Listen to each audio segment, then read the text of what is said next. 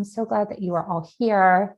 And it's my honor and privilege to welcome you to our very first Good Grief webinar of the program year. So the way this works is every September through June, Good Grief brings in topics and experts. And these are all things that were suggested by you last year. So we do take your input into consideration. And this is all curated by me.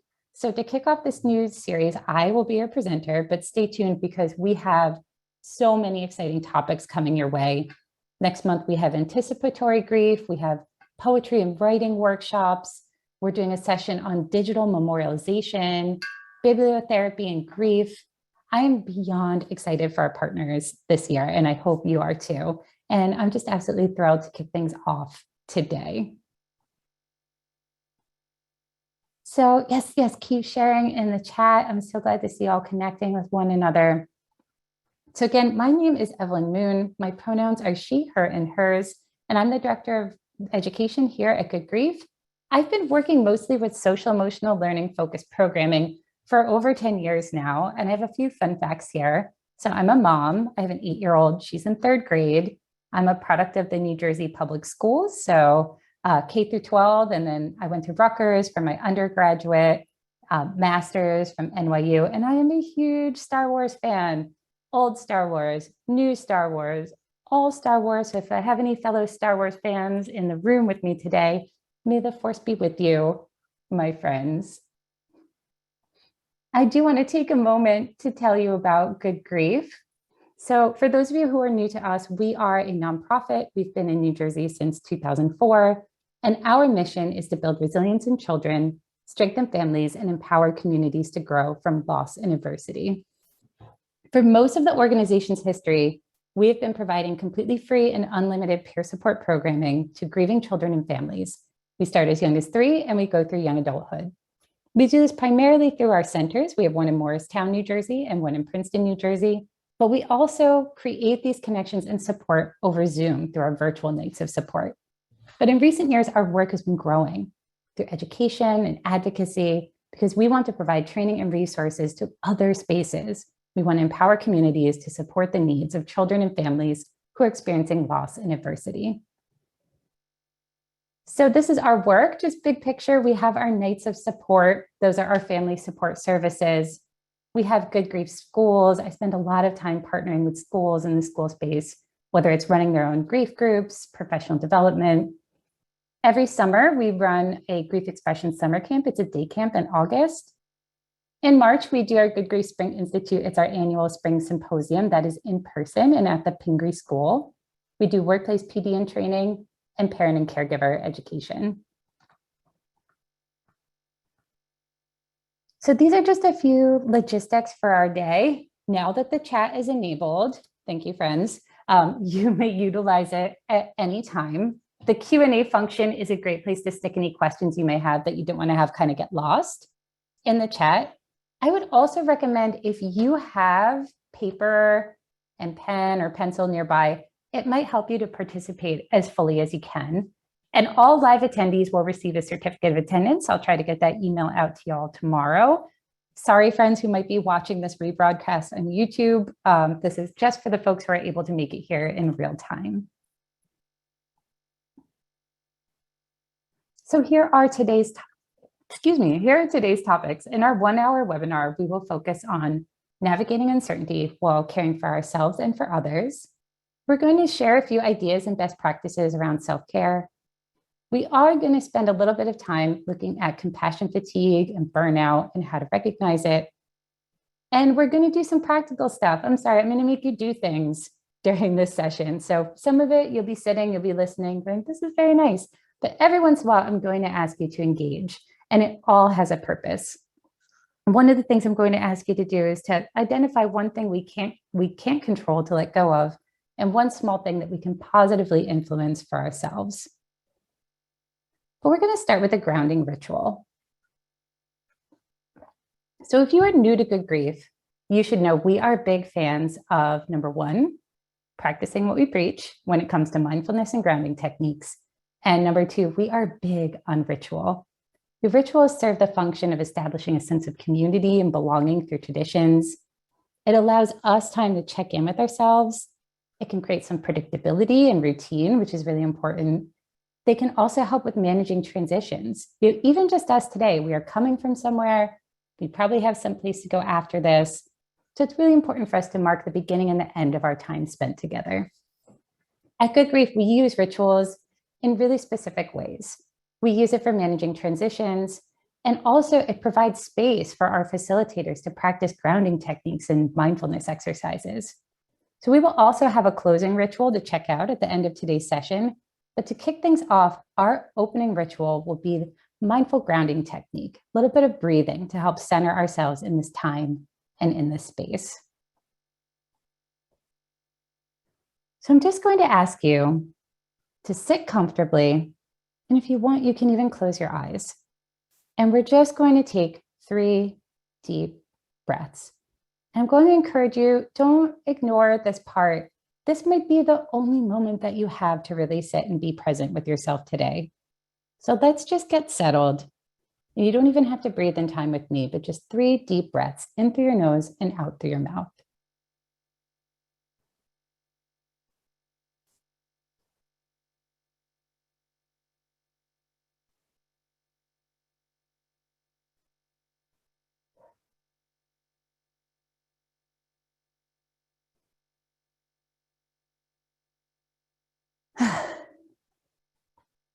So now I'm going to ask you to hop in the chat again. See, it was really important that I got that chat working.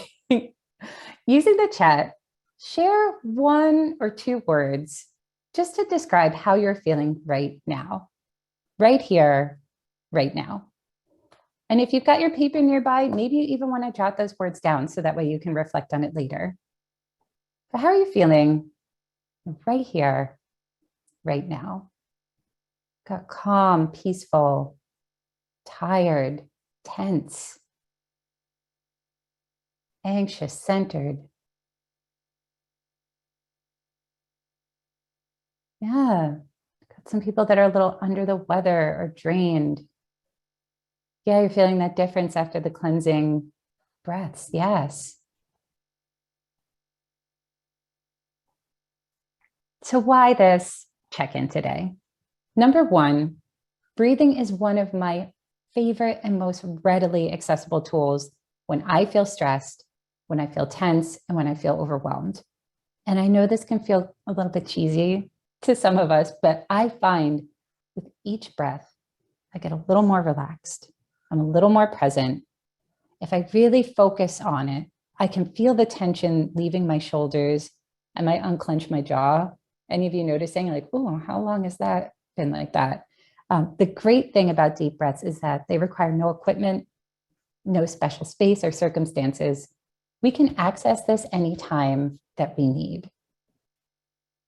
Because of the work that we do at Good Grief, we are always thinking about words for feelings and emotions because we are trying to build up the vocabulary of the young people that we serve. But I think there's also so much value in the pause and taking a moment to name where you are right now. Not just to name it, but to also write it out. So to get it from in here and put it outside of yourself. Because having the words can help you to build a little structure into your days when it feels like everything around you keeps shifting. Because describing where you are right here, right now, can help inform where to go next. Your feelings might have a need living under the surface that you can address. Knowing your feelings and emotions can be that very first step in building out your roadmap of where to go. What is this emotion telling you right now? So thank you everyone for going along with me.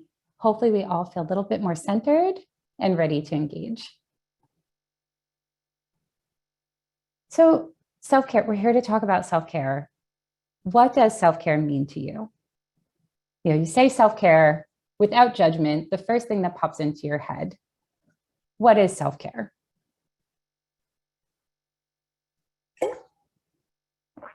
Bath bombs, yes. I get in trouble at, what's that store? Lush with the big bath bombs, movement, leisure, wellness, reading, walking. I love it. 2 people back to back, listening to my own needs, to the body's needs. So the World Health Organization defines self-care as the ability of individuals, families, and communities to promote health, prevent disease, maintain health, and to cope with illness and disability with or without the support of a healthcare provider. So I know this definition is geared more towards the physical health, but what I like about it is that it encompasses individuals, families, and communities. We do not exist isolated in some weird vacuum apart from everyone and everything else. There are systems that we live in that may help or hinder your ability to maintain a certain level of self-care. So at Good Grief, we look at self-care holistically. I love a good bubble bath, but it can be more than just bubble baths. It's critical that you attend to yourself before you are present for others.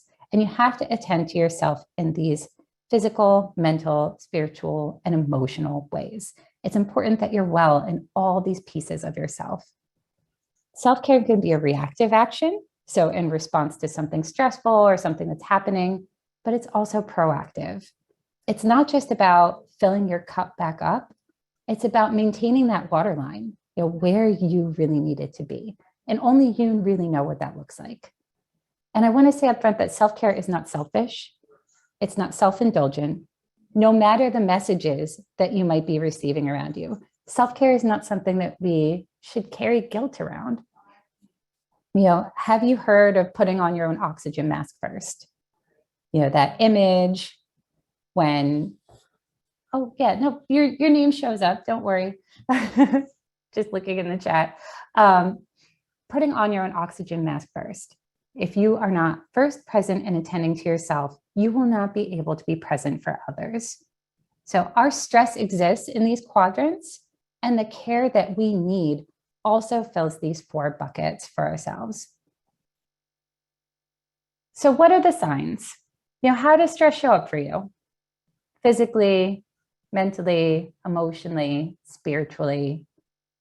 I can share what it looks like for me. I have stress show up in very specific ways. I might get a little forgetful. I might misplace objects. I don't know who here finds their sleep is affected. So, and that's really a vicious cycle, that one. Not sleeping means that you wake up more stressed, and then you're stressed, then you're not sleeping, and then you're not sleeping because you're stressed. I see some back pain, headache, your appetite. A lot of physical things, getting sick, tight shoulders. I have personally what I call my early warning signal, and it is the twitchy eye. At that point, I know that I have surpassed what is sort of my natural ability to coast through things. And I know that I have gone well past the moment where I need to attend to myself, or else I will likely get sick. And most of you are here because you are in some kind of helper role, or you find yourself in a position where you're caring for others. So it can be really counterintuitive to think of caring for yourself first, but it is so important that you do, because burnout and compassion fatigue are real. My mother always said, if you don't take the time to rest, your body will make the time for you, which I proved correct every year of college by immediately getting sick as soon as the semester was over and I was finally home for winter break. So I'm sorry, Mom, you were right. I was wrong. Yeah, and I still see some good things in the chat. Oreos, yeah, extending that endless to-do list. The to-do list is such a thing for me. Sometimes and this has, maybe this is self-care for myself, but sometimes I will find myself writing a done list. So what are the things I have actually accomplished? And it's usually quite a bit, but when you look at all those things on your to-do list that you haven't had a chance to get to, it can make you feel a little bit guilty. But I always find some satisfaction in looking at, no, wait, I did some things today. I was very busy. It was just, I wasn't able to prioritize some of these things on that endless to-do list. So I want to quickly ground us in some language while recognizing that compassion fatigue and burnout could completely be their own sessions, but we do tend to use the words interchangeably. So I wanted to take a moment just to make sure that we are all clear together and sort of working from the same foundation. Burnout can develop usually from unmanageable workloads and expectations. It tends to be very closely associated with work environments, sometimes unfair treatment, confusing responsibilities, not feeling challenged. The thing about burnout is it's not related to exposure to trauma, pain, and suffering. Whereas you have compassion fatigue. So often, but not always, burnout will stem from dissatisfaction of some kind with your job. And compassion fatigue will also usually spring up from something related to your responsibilities, but it's the emotionality of it that has become more than you're able to manage. So it's also a cumulative process like burnout. You don't go to sleep one day being like, I feel awesome. And then the next day you wake up completely burned out. It could take weeks, months, and sometimes years to manifest. And what happens is your concern and your ability to care for others becomes kind of clouded. And this is true if you work inside or outside of the home. You can start acting not within your values, like this version of yourself that you know you should be, but you're just not making decisions or taking actions that match that.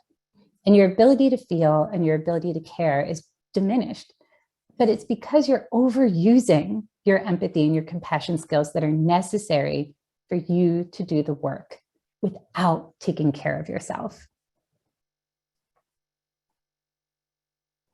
So with compassion fatigue, who's at risk?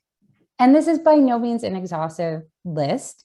This is just some of the common scenarios that have been observed in research and in studies.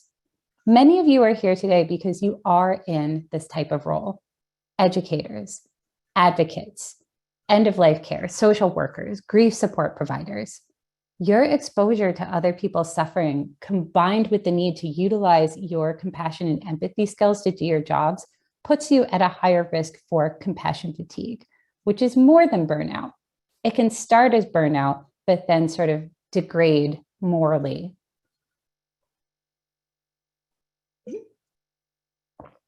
So what are some signs to look out for? There's some things that I want those of you in helper roles to sort of be aware of within yourself. Your cognitive ability decreases, behavior and judgment are impaired. You might find reduced pleasure in activities you enjoyed, and that isolation and that loss of morale, that's really important.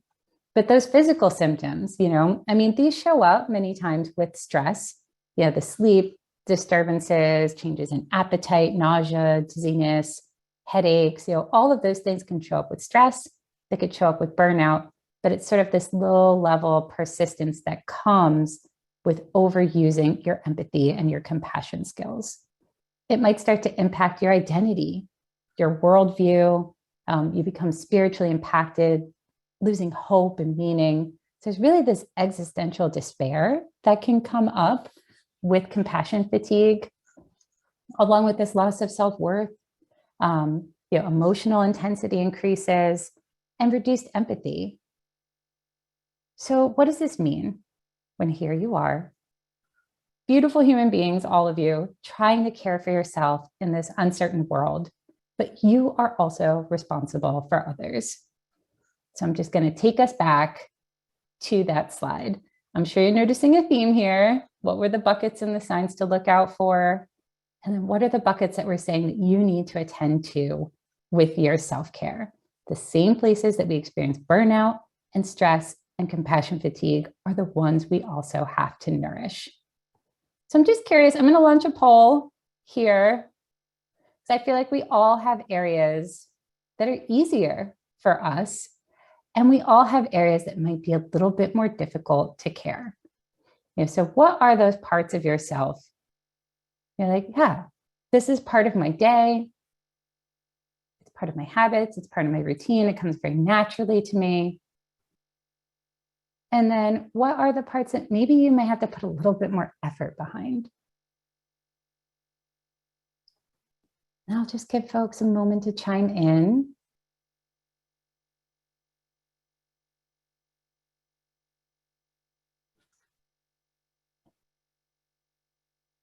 And again, if you have something to write on, maybe you want to make note of that. It's no judgment. Just all of us have things that come a little bit easier, and all of us have things that might need a little bit more practice and intention. All right, I'm going to give it 5 more seconds.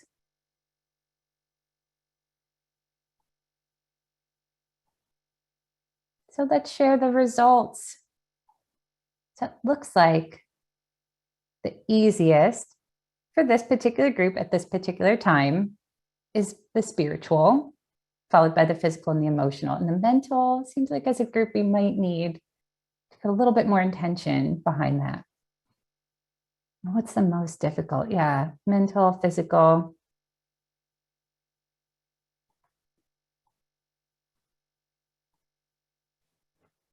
So self-care is not just a reactive measure. It can be in response to something incredibly stressful. But self-care is also proactive.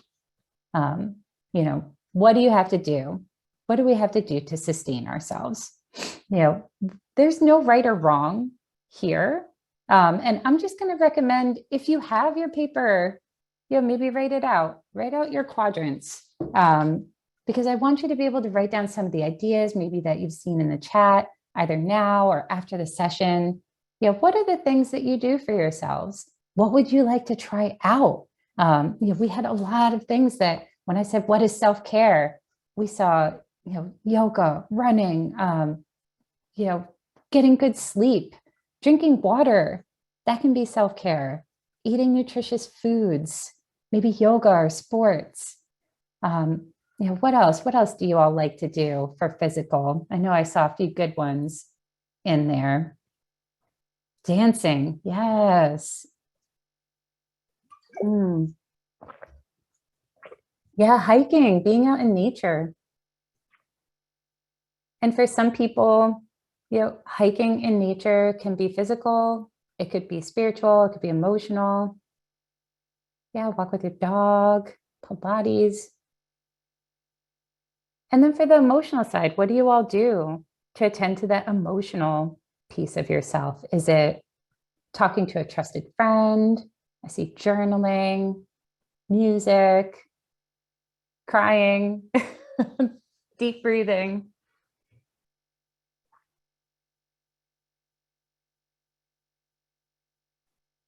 Yeah. What about that intellectual side? What do you do? Podcasts, puzzles, reading, crafting?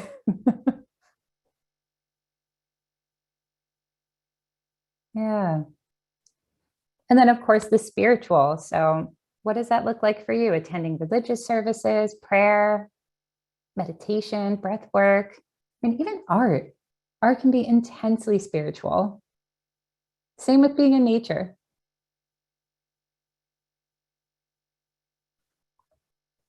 Yeah, and if you're feeling short on ideas after the session, I'm going to share a tip sheet with you all. It has 50 different ideas for self-care. And I want to be clear, I'm not sharing this to overwhelm you or to say, you must do exactly 4 things every day, 1 for each quadrant. This isn't to overburden you or stress you out with more responsibilities. Some parts of yourself, as we saw in that poll, might be more easily nourished than others. And so what are the parts of yourself that might need some more love and a little bit more attention? So, and I'm not saying that you have to do big changes. I want to talk to you about something that we're big fans of here at Good Grief, which is tiny tweaks. So this comes from researcher and psychologist Susan David. I think I've got her book right here, Emotional Agility. And she talks about the idea of tiny tweaks. So this is a fairly simple concept all about building positive change. So you can think of this principle through the image of a ship out to sea. And the slightest turning of the wheel will shift the rudder to the left or to the right. And over the course of a long journey, the ship will end up in a completely different destination. And you can think of your life as a journey. You're currently heading in one direction, but small tweaks have the power to shift the trajectory of your journey.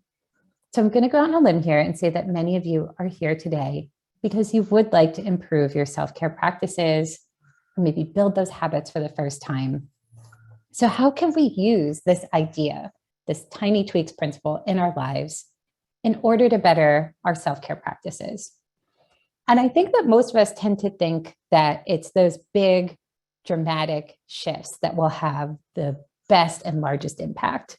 Who's had those kinds of thoughts where you're like, I need to quit my job. I need to go from, not working out, but now I've signed up for this special program. I'm going to be working out like 6 days a week. I'm buying only vegetables and bags of spring mix from now on. And this is tough. These are big shifts. And maybe it might work, but a lot of times when these big dramatic changes don't stick, how do we feel? We don't see a difference in our lives, and it can often leave us feeling defeated and feeling powerless. So the most effective way to make changes in your life is not to blow the whole thing up and wake up tomorrow and decide to be a completely different person. Again, with these sort of 4 quadrants of self-care, I'm not saying that you need to get up and work out and change your eating habits or, quit your job so you're less stressed out, but rather to do what you can with what you have where you are. I did not write that. That is from Teddy Roosevelt.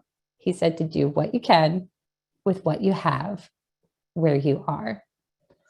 So I'm going to ask you either in the chat or on the paper that you have nearby, what's one tiny tweak?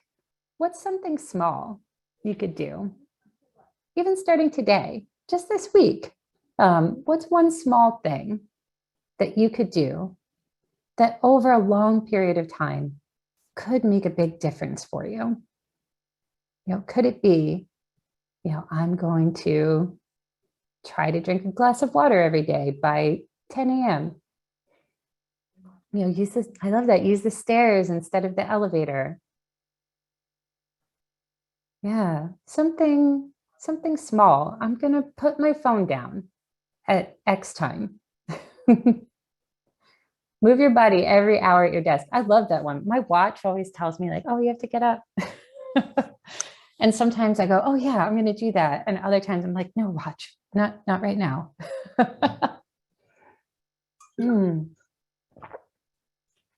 Oh, that's very sweet. Saying I love you to yourself every night before bed.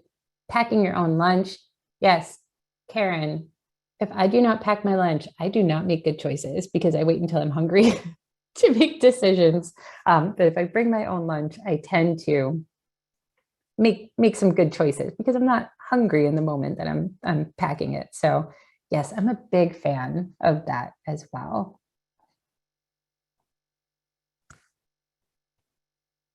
So yeah, drinking more water. I'm a big fan of drinking more water and reflecting on the positive of the day. Yeah, whether that's journaling, whether that's saying it out loud, like we were talking about before, rather than that to-do list, looking at your done list, what were your wins? What were the things that went well? Our minds can so easily shift towards the negative. It's just part of our default. Have you ever received feedback where it was, I don't know, like 95% good, but there's that one thing that wasn't going right? And what do you kind of latch on to? Looking at the positive, yeah, that takes a little bit of effort and intention. And that does relate to this slide here. What is the role of hope in caring for yourself during uncertain times? And I really do believe that holding that belief that good things can and will happen to you does play an important role, because hope can reduce those feelings of helplessness. It increases happiness, reduces stress, and it can improve your quality of life, because hope is more than just wishful thinking. Like, I do want to make that distinction. Hope is an active belief that we can influence our future, that our actions today, those tiny tweaks, will have a positive impact. Maybe not tomorrow, maybe not a week from now, but just big picture, these small changes will make a difference. And the thing about hope is that it does not ignore reality. It doesn't deny actual real challenges, but it will help us make the best choices to cope with or improve a situation. Because hope plays a huge role in our ability to care for ourselves and to be resilient. So we take our intentions and we take our hope and we put it into practice. So part of caring for yourselves and for others during times of uncertainty is planning and structure. And that sounds super boring. I know. My naturally structured friends are probably on here like, yes, we know. It's really helpful to have a plan. But I know I have other friends on here who like to keep it a little interesting and kind of wing it day to day. And you're probably rolling your eyes. And I'm sorry to tell you this, but maintaining even small amounts of structure can help you to feel more grounded in times of great stress and uncertainty. So routines are helpful to build habits, like maybe a self-care tiny tweak, but it's the structure that helps to guide you through uncertainty. It allows you to take control of the aspects of your life that you can control and will give you the opportunity to prioritize where to spend your energy. Even if it's just broad buckets of what happens in your day, that is okay.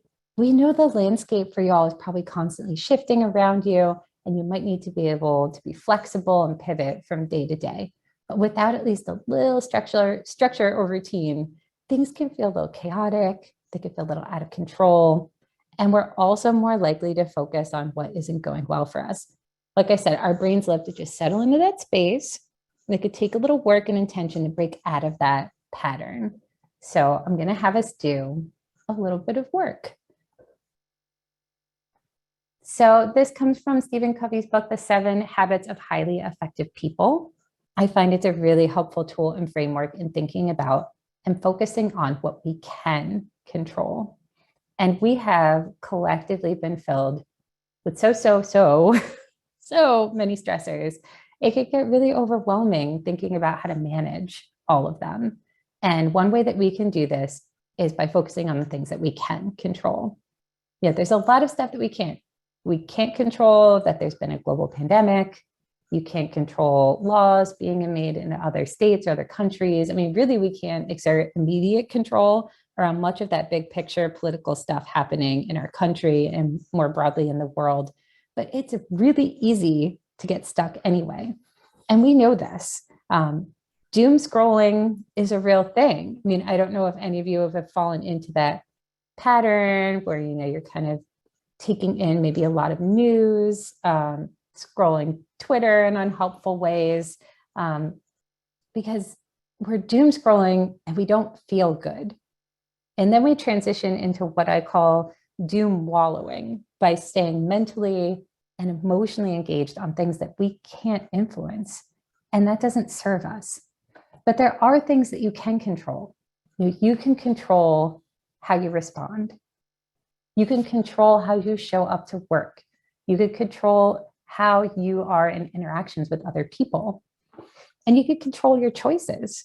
And you can ask yourself, what is a priority to me right now? That's something that I think about almost every day. What is a priority to me right now? And there's probably a whole long list of things that are good choices or things that you could do. But if they are not a priority right now, that is okay. The things you choose to focus your energy on are your choice. But I want to encourage you to expend that mental energy on things that are within your circle of influence. So I'm putting you to work. I'm going to give you a small bit of time to just consider a few questions.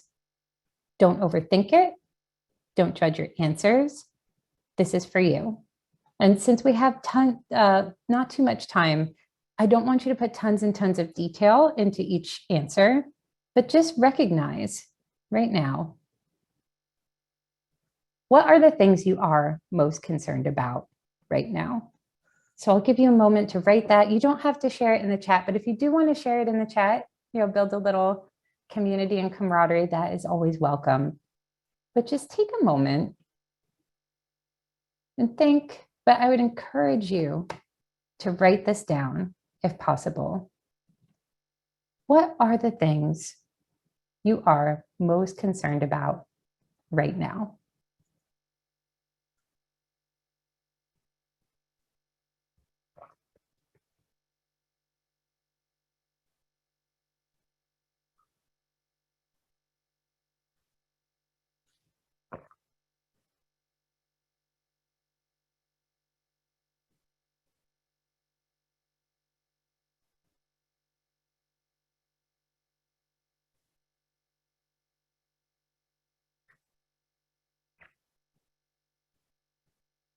See, if we were together at a training in the center, I'd be putting on music for everyone. I have a whole playlist for this.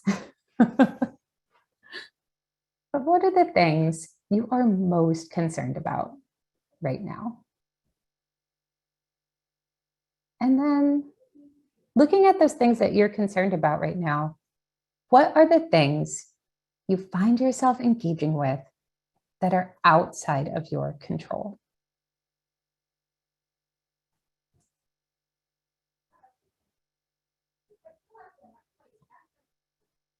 And remember, this time is for you. You don't have to share this with anyone.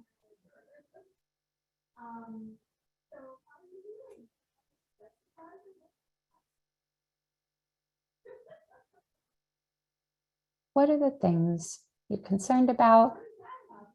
And with those things, what are the things you find yourself engaging with that are outside of your control?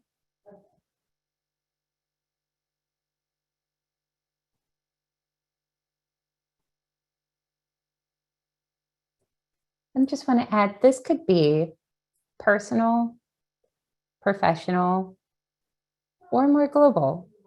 What are those things that you find your mind kind of wandering off to that are outside of your control?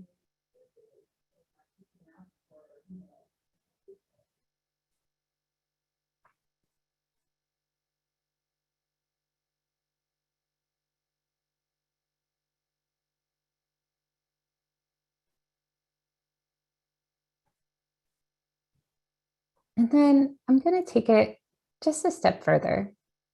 Let's think about you. What are the things in your day-to-day that you have control over?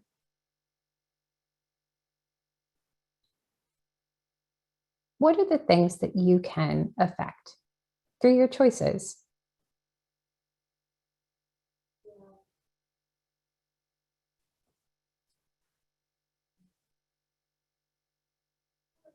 For me, I can control when I put my phone down. I can control what time I at least head to bed.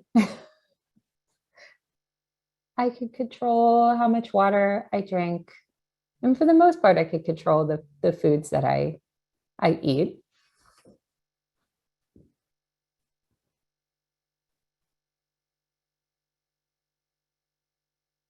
I can control if I don't know, if I smile. If I smile at someone,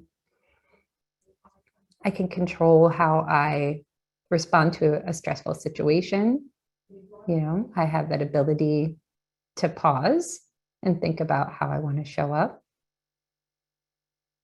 When I really get thinking about it, there's quite a bit that I do have control over that can affect big, big pieces of my day, my week, my mood, my overall well-being.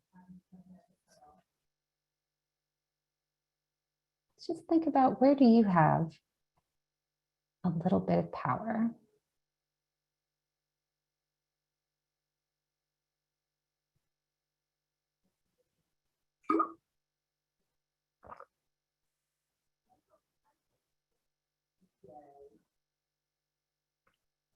And now I want us to do some intention setting.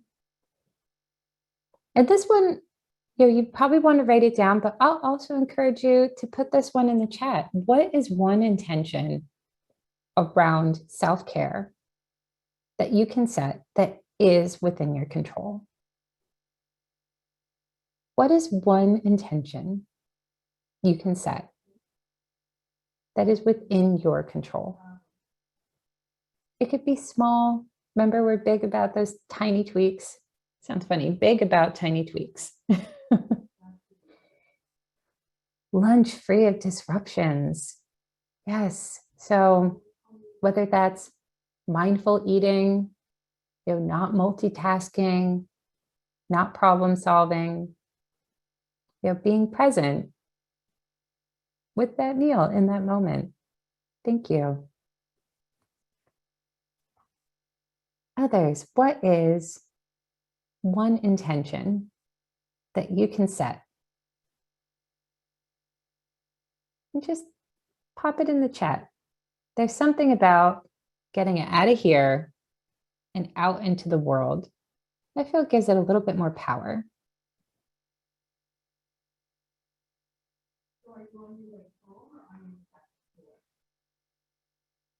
For me,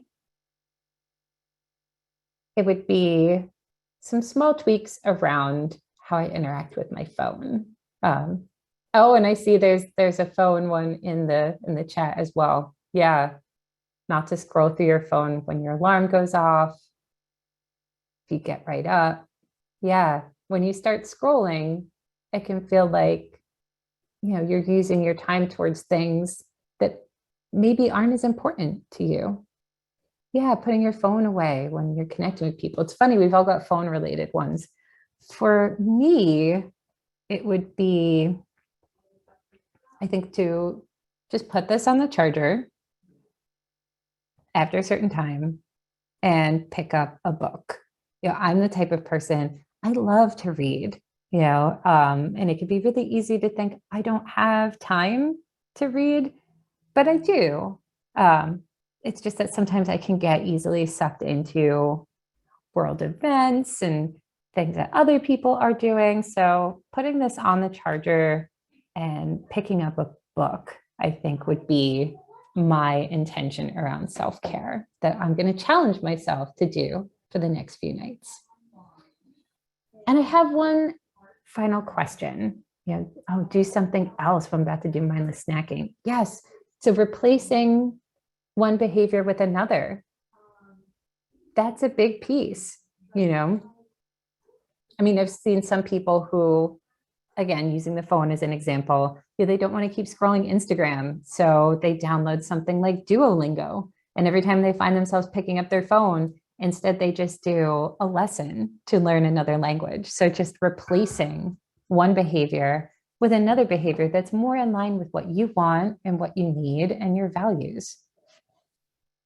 So what's something you would like to let go of that you can't control?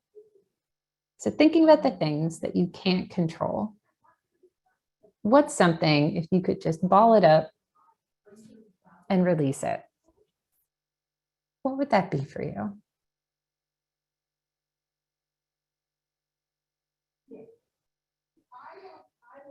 Yeah. Yeah, fear, what happens in the world, stress, how others perceive me. Yeah, what other people think of me. Anticipating the worst. Isn't that funny? I always wonder if I'm concerned with how other people see me or how I think other people are seeing me. Oh, mom worry. Yes. I'm telling you, from the moment I found out I was pregnant, it's been nothing but but worrying for another person. That mom worry and that mom guilt too. I'd love to let go of mom guilt. That's not helping anyone.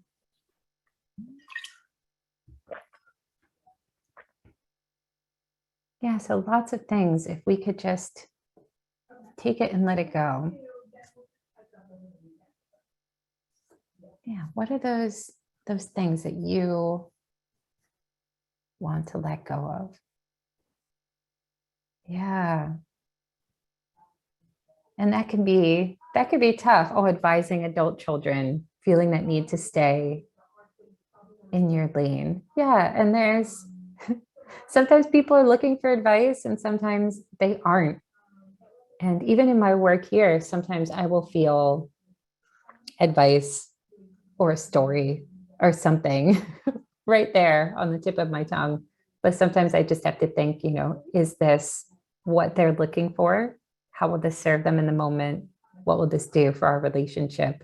And sometimes the right answer is to share, and sometimes it's to just, file that away, recognize that I had the thought and kind of put it aside. Yeah, so thinking about, again, there are those things that we can control, those intentions that we've set. But then we've got those things that maybe we're concerned about, but we cannot control. And thinking about those, go back to that. What are the things that you can hold, that you can make choices about, that you can do for yourself, that you can set intentions around for your self-care? And then what are those things we can acknowledge? Again, I get really sucked into world news, but I can't control world news. And I know that for my own health, I do have to disengage from it just a little bit because it's so far out of my ability to control. Oops.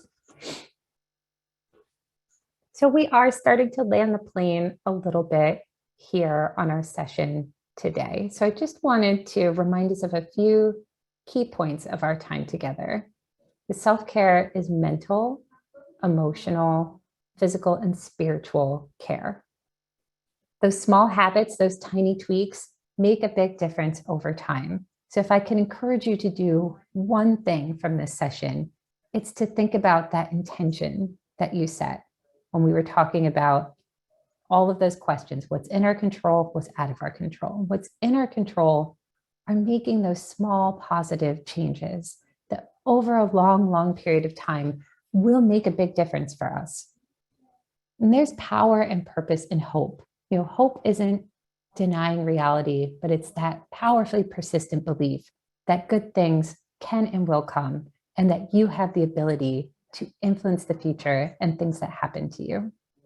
And structure and routine, while to some of us might be like, oh my gosh, that's so boring. But when we're talking about stress and uncertainty, it can bring some order to the chaos. That structure and that routine, coupled with focusing on the things that we can control versus the ones that we cannot, can make a huge difference in your ability to care for yourself. And when you've cared for yourself, you're able to be present for other people. I got a little quote from my mom, once again: if you don't make the time, your body will take the time. I saw in the chat, some of you, your burnout, your fatigue, your stress, it shows up as getting sick. It shows up as all sorts of different physical, emotional, mental, spiritual ills. And if we don't make the time to care for ourselves, your body will put you in a position where you have to take the time. So I want to encourage you to be in more of that maintain and sustain phase as much as possible, so that way we're not sort of desperately refilling our cup in moments of intense stress. So we do have a few more pieces to go over. I do want to open this up for a few questions. I have a survey for you all because I definitely want to know how this went for you and what other webinar topics and ideas you might have moving ahead, looking into, oh my gosh, I can't believe I'm saying this, 2023 into 2024, because we're always planning far, far, far ahead and looking for great ideas. We do have one coming up here. So this is anticipatory grief. We will have Catherine Moore as our presenter. So we will have an external presenter. I will make sure the chat is working for her before we start it. But she is the founder of the RISE Directory for Social Workers. She's from California. We're really excited to have her joining us. We also have some resources here for you all, good-grief.org/resources. We have our YouTube channel. So this will be on the YouTube channel, not the chat, just the session. And if you ever need to contact me, I'm Evelynn with 2 N's at good-grief.org. So here is our survey. You can either hold your phone up or I can put it in the chat in just a moment. I do want to do a grounding ritual in case some of you have to hop off, but I will hang around for any questions or see if there's anything in the Q&A. And since we started with breath, I want to end with breath as well. So I'm going to ask you to take 3 deep cleansing breaths. And then in the chat, share one thing that you are grateful for. We know that gratitude enhances resilience. It's a choice we can make every single day. Oh yeah, I could put the survey in the chat. But I'm going to ask you to come with me and just give it a shot. Let's just take 3 breaths.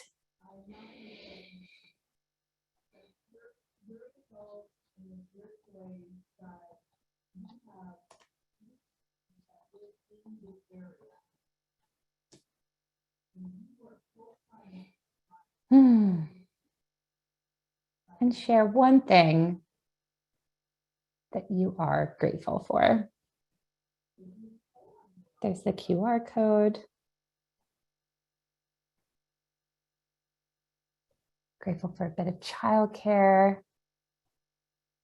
time, family, the sunshine. I'm grateful for all of you bearing with me through some little tech bumps. I'm grateful for those of you who were able to make the time to be present here today.